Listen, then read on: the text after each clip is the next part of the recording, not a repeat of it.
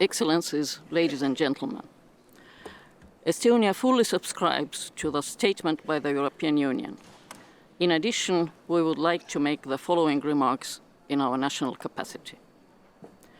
Estonian Foreign Minister, as well as the Foreign Ministers of Latvia and Lithuania, issued a joint statement on Tuesday explaining the reasons why they found it impossible to attend this Ministerial Council in Skopje.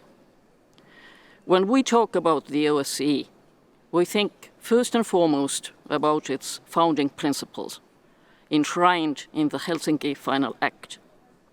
We think about security cooperation in all its various forms and activities based on OSCE values, principles and commitments. The OSCE is built on its core principles and would not exist without them.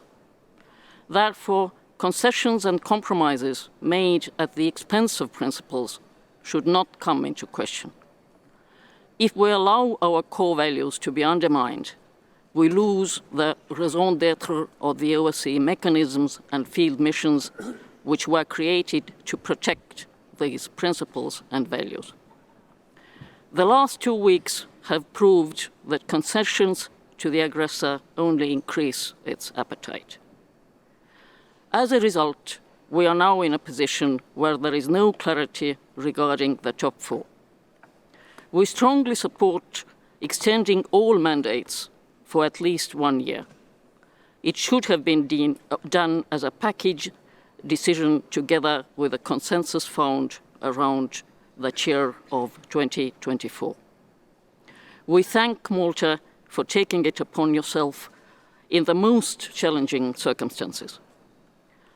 You can count on our support in protecting OSCE principles, in supporting Ukraine, and in addressing Russia's aggression. Our sincere thanks go to the 54 participating countries who supported Estonia's candidacy, which was opposed only by the aggressor country and its accomplice Belarus. Russia, who has violated the entire Helsinki Decalogue, has created a situation of de facto dictatorship in the OSCE. There is constant obstruction, zero contribution to the budget, and the aggressor still feels free to dictate important institutional decisions. How can a country who violates OSCE principles dictate who is suitable to defend those principles? Numerous atrocities in Ukraine and ongoing brutal attacks against civilian infrastructure and civilians, including the deportation of children in Ukraine, leave no place for illusions regarding Russia. We just came from a very impressive side event about civilian hostages in Ukraine. We will, of course, support Ukraine as long as needed. Russia's political and military leadership must be held accountable for its unlawful and unjustified crime of aggression and the war crimes committed against the people of Ukraine. Although all field missions in Ukraine were closed due to Russia, we do have a modus operandi to carry on our support to Ukraine. We should make full use of the OSCE toolbox to deal with the consequences of the aggression.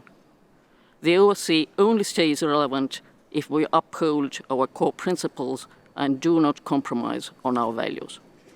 I would like to thank North Macedonia, the Secretary General, and all heads of autonomous institutions for their excellent work in these critical times. Thank you.